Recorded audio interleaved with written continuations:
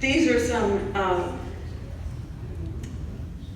examples of ceramic mounts that were brought in there. So you can mount on wood, trees, whatever.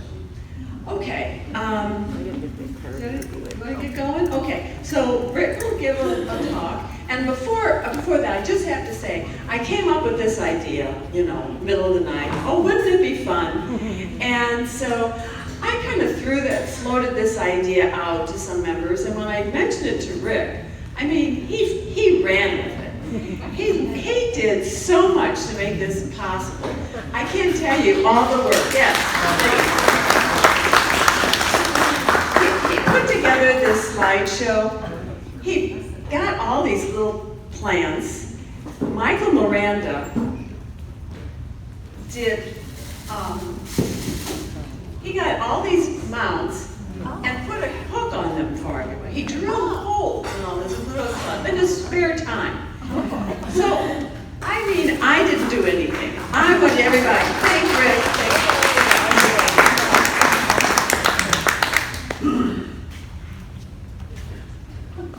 I probably don't need this, but now the plants that we're going to play with tonight are called tolumnia. And for many years, I've known them as equiton oncidiums. They're little fan-shaped plants. They come from around the islands and the shores of the Caribbean. And everybody that I've talked to says, oh, I can't grow that. Well, you have to remember where they come from, and you have to duplicate what's in nature, which is going to be very tough for us, but it can be done because I've grown these plants since 1975. All right. So anyway, they come from the islands and the shoreline. Some of the species come from just one island. Others are various. You can have in the same species quite a bit of variation. And generally speaking, they grow on twigs, underneath trees with dappled sunlight. They have wind that blows on them both day and night. They're watered by rainwater, and they're watered by mist. That means no minerals in the water. And we'll discuss each of these conditions as we go. I think first off, I don't have any names on these pictures, but I will show you what they look like. These are all happen to be hybrids. They've only been hybridizing these things for about maybe 25, 30 years, where cattleyas and things like that go back into the hundreds of years. Now these pictures are all going to be of hybrids. And some years ago in Hawaii, a man by the name of Moyer decided to hybridize these things.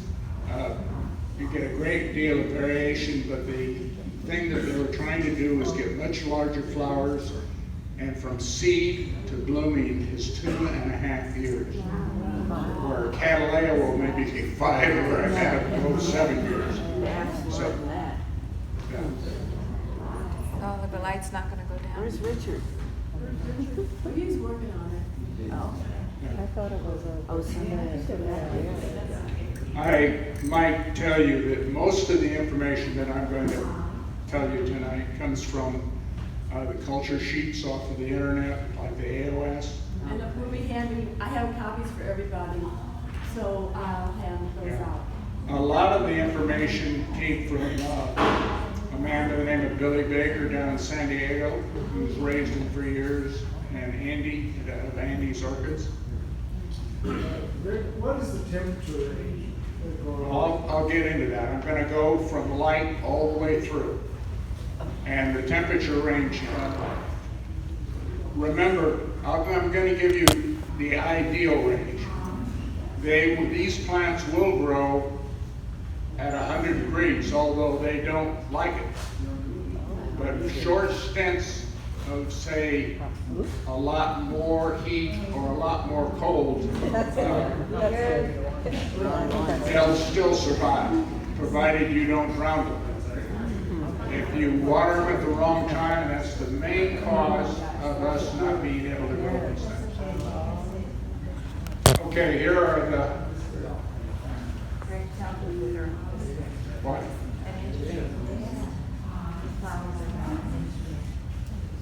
Yeah, an inch, or some of them are bigger. Another thing about the plants that you're going to get tonight, they're in clumps.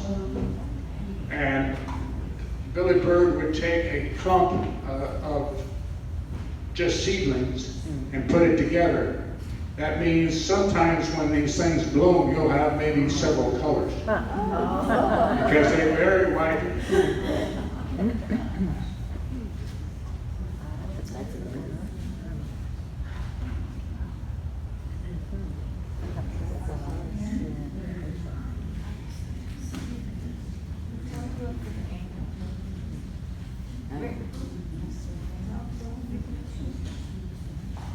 What? Now these are all pictures of the plants that I took apart. When we got these plants, we got them for $2 a piece. And they were large plants, they were big lumps. So what we did was we pulled them apart because they were in bad shape.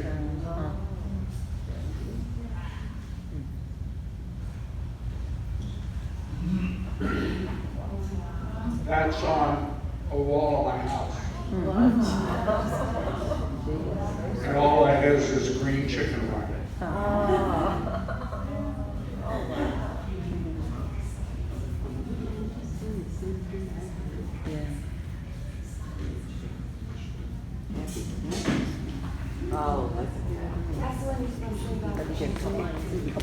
Well, anyway, my wife We already tried. has some paintings up here that she made. She does watercolors.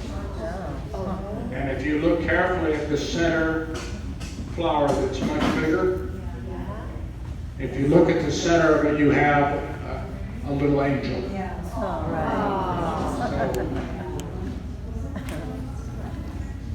okay, well, all right. Can I now need some light back.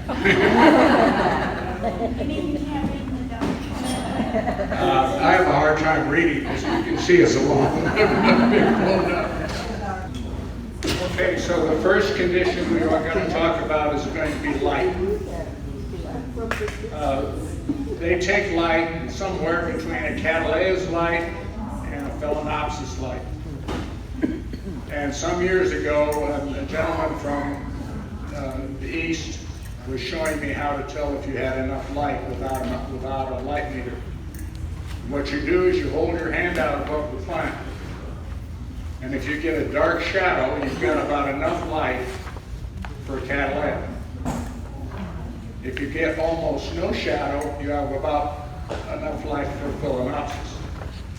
And these little plants like it right in between. So you have to have when you see them in the wild, they're underneath the trees and the light is dappled. You know, it's the leaves are blowing and little rays of sun are coming through. You can grow them in more light, but if you grow this and decide that you need to move it to more light, you want to move it slowly because they will burn. So don't just suddenly put it outside and in the light. One of the second things we're going to talk about is air movement. And this is very important. They are almost always in some kind of a breeze. If they don't have air movement, you're going to get rocked. So they've got to be in your hothouse in front of a fan or in a nice windy place on the side of your house. Because you don't want to get too much water down in the top of the plant, They're obviously going to have to be under some kind of a edge of a porch or some kind of plastic, you know, to protect them, especially in the wintertime. The temperature,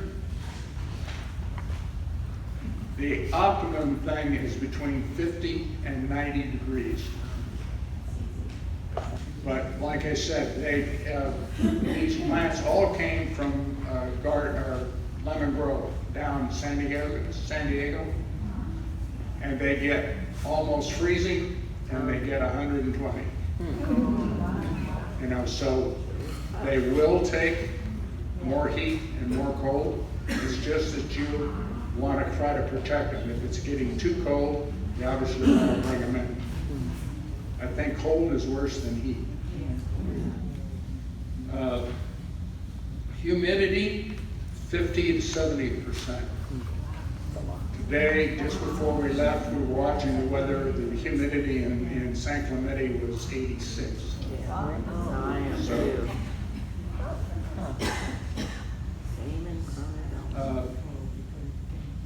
we're now going to talk a lot about water, because watering, I think, is the main way we kill them. One thing is that they don't like minerals. Okay, so you're now going to use rainwater, RO water, or I tested Costco and Arrowhead water that you drink, and that would be very good. To water one of these little plants, you need about 4 pumps on a sprayer, and that's the best way to water. Don't hit them with a hose. If you get a lot of water on them and it's hot, according to the tech sheets, they will actually be cooked. And I can't tell you how many times I've run out and sprayed all my orchids to try to cool them down, and wondered why they rotted.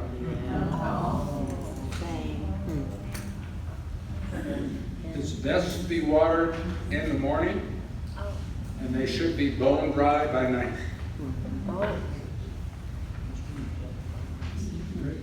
Yeah. Yeah, I'll get to that. I'm not there yet. Step by step.